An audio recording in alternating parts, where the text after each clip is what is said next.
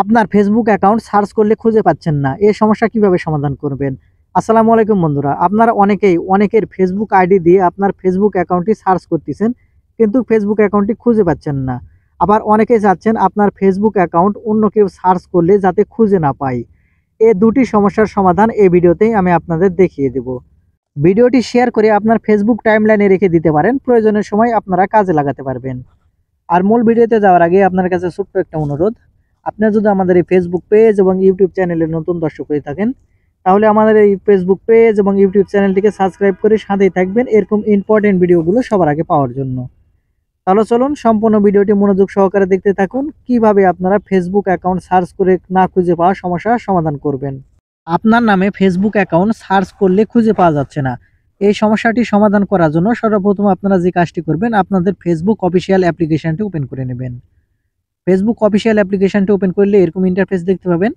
এখন আপনারা উপরে বাম পাশে এখানে লক্ষ্য করলে এখানে আপনার প্রোফাইল আইকন পেয়ে যাবেন, এখান থেকে প্রোফাইল আইকনে ক্লিক করবেন। তাহলে এখানে স্ক্রল করে নিচে আসলে এখানে আপনারা পেয়ে যাবেন সেটিংস অ্যান্ড প্রাইভেসি অপশন।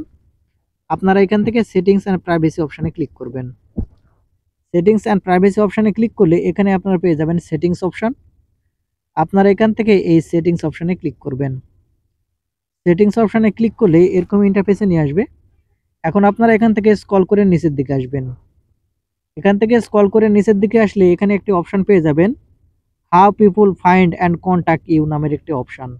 আপনারা এখানে দেখতে পাচ্ছেন how people find and contact option. আপনারা এখান থেকে এই অপশনে ক্লিক করবেন।